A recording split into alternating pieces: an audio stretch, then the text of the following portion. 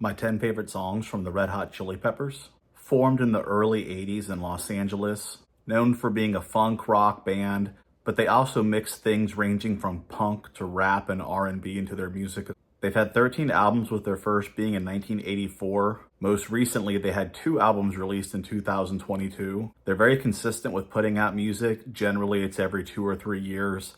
At most, it's 4 or 5 years between albums. And a quarter of their albums have been double albums. Founding members, singer Anthony Kiedis and bass player Flea, have been in the band the whole time. John Frusciante has been in the band the longest in the guitar role. He's on over half their albums, but he's had 3 different stints in the band. Chad Smith has played on 10 of their albums. He's their most well-known drummer, been in the band the longest. Billboard Alternative charts, the Chili Peppers have the most #1 singles, the most consecutive weeks at #1, and the most top 10 songs on the charts. Oh Mercury from By the Way, their 8th album in 2002. This song has a very ska reggae feel to it. Comes partially from Flea playing the melodica.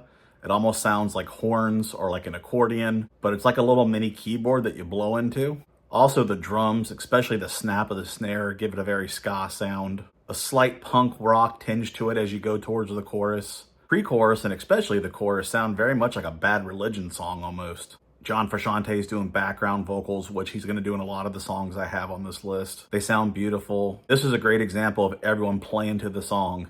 You got a bunch of virtuosic players. They're not doing anything super crazy or fancy or flashy. They're just doing what sounds amazing. No Chump Love Sucker from their 3rd album in 1987. The Uplift Mofo Party Plan. This song's about the guitar player Halil Slovak's, I guess you'd call her ex-girlfriend, a girl that left him for someone with, quote, more money and better drugs. This song is the perfect mix of punk and funk. The guitar almost has a thrash metal tone to it, but the bass and the drums are very funky. The vocals are somewhere in the middle. There's a rapping style, but it almost has more of a metal delivery and tone to it. If you change the lyrics around and the vocal style, the music of this almost sounds like an 80s Bay Area thrash song. And that vibe happens the more the song goes. Venice Queen, the last track from their 8th album in 2002. This is the longest song on the album, and it's an ode to a friend of Anthony Kiedis's who had passed. Beautiful song to give her tribute. It's a very dreamy intro with guitar swells that have a very ambient sound to them. A really cool 3/4 style rhythm. It's very hypnotic. It's very beautiful. Then the sound changes dramatically into what sounds almost like a Neil Young meets The Who style song. Just as beautiful, but it's in a very different style. Lyrically, it's kind of connected, but musically, not really to the beginning. But both parts are great. Breaking the Girl, the 4th single from their 5th album in 1991, Blood, Sugar, Sex, Magic. This song's about a breakup that Anthony Kiedis was going through at the time when he wrote it. A lot of unique things for the Chili Peppers. You have a 12-string, very Zeppelin-influenced guitar sound. You have a mellotron that's giving a flute-like sound, very Beatles-like. That's actually played by Rick Rubin's engineer and sound mixer. The song has a swing feel. It's in 6/8. There's a part in the bridge that's very percussive. They actually went outside and found trash and were banging around like trash can lids and random debris that they found. I remember being a kid hearing this song on the radio, thinking it was amazing. I knew this album and had heard songs from this album, but hearing the other songs and knowing what the album looked like on the cover, I didn't think this song was from that or was this band.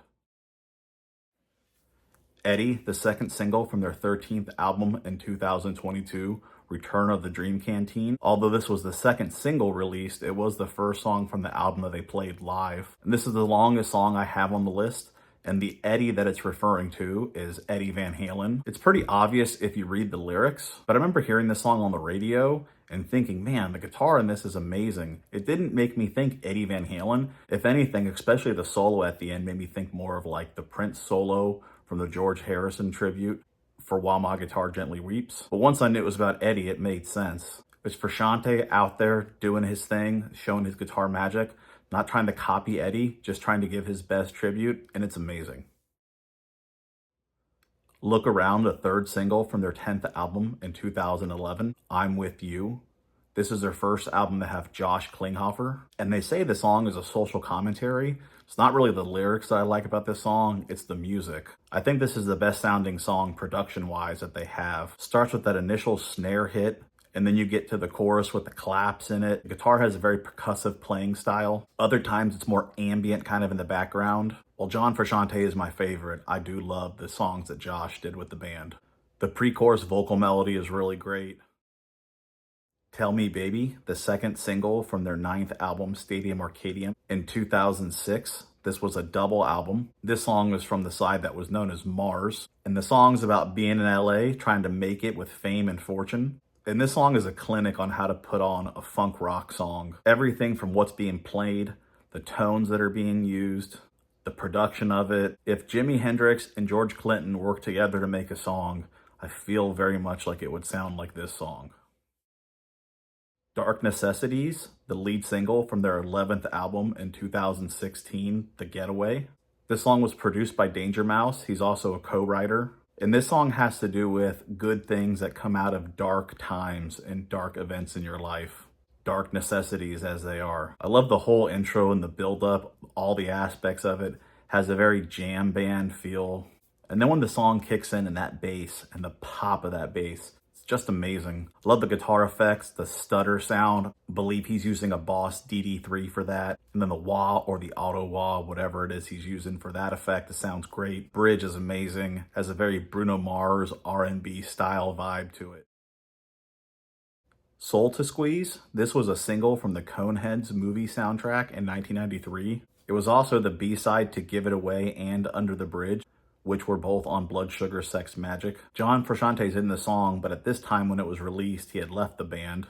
Such a beautiful intro, then it evolves into something even more amazing with a great guitar solo. Guitar backs out, get this amazing bass, probably my favorite bass playing of any song from the Chili Peppers. When the guitar comes back in, it's just as beautiful as before. The pop on the snare in this song, this is the snare sound that I judge all other snare sounds by. And the last chorus, for the last time, when he says, "When I find my peace of mind," Flea's just jamming out. He goes and plays a high lick.